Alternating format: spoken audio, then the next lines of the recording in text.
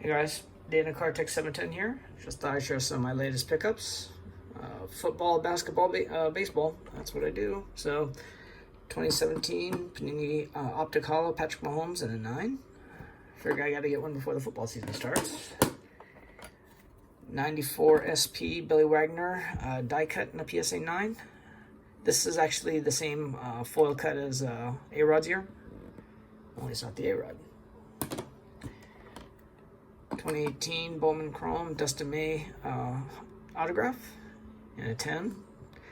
Really sloppy signature, but got his wild red afro. These are still really affordable right now. I got the base of Michael Porter Jr. Panini Prism 2018, as well as the silver. I got the base and thought this was actually a pretty good deal, so I ended up pulling the trigger. This goes for just shy of $300, at least the time I bought it. They're actually going for a little more than that now. This is a SGC of Panini Prism Darius Garland, silver prism. Okay, so when Slabgate happened, I used to buy cards, some cards off PWCC. Their auctions always seem to have the best cards, especially when applied to vintage. Not the cheapest by any means, but as far as best looking, they always seem to have the best quality vintage cards available. Of course, little did I know that PWCC was centered around Slabgate and their partner in crime, Gary Moser.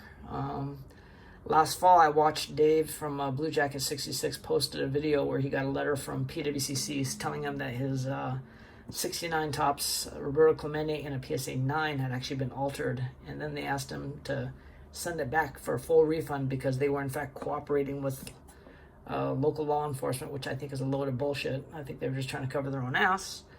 But no sooner had I seen that video where the very next day I actually got a letter myself from PWCC telling me that the last card that I had purchased, which was the 68 Topps Roberto Clemente in a PSA 8, had also been altered.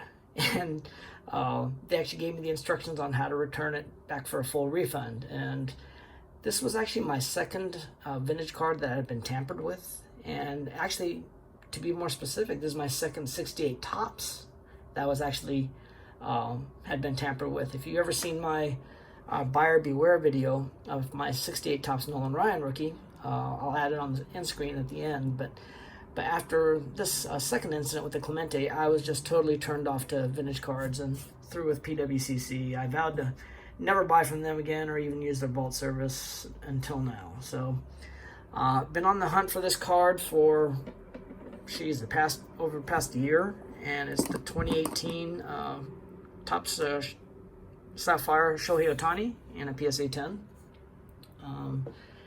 The pop count is pretty low. I think it's like 52 for a PSA 10, and they just don't come up on auction very often. The only ones I've been able to buy are like the buy it nows, and the price they're asking is way too high in my opinion. I've sent the sellers offers, emails, and the only ones that have been on any kind of auction for the past 6 months have been on PWCC.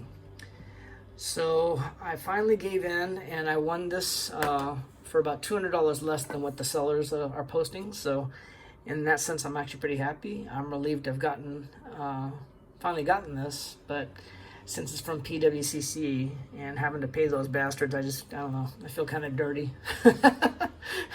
But since I was breaking promises to myself on paying PWCC, I broke another personal promise I made to myself and picked up my first vintage card in like 9 months.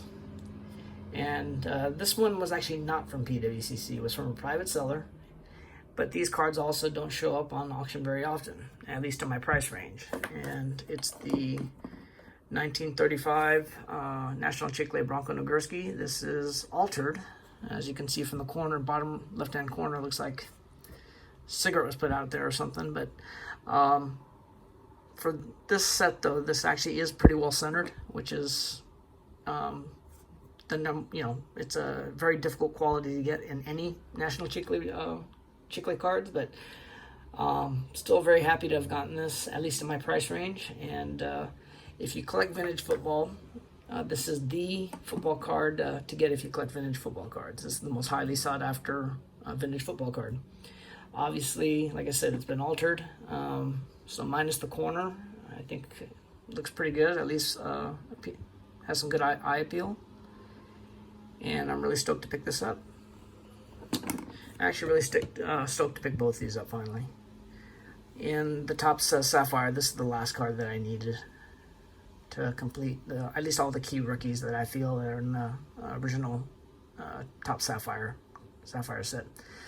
So that's it. As always, guys, thanks for watching.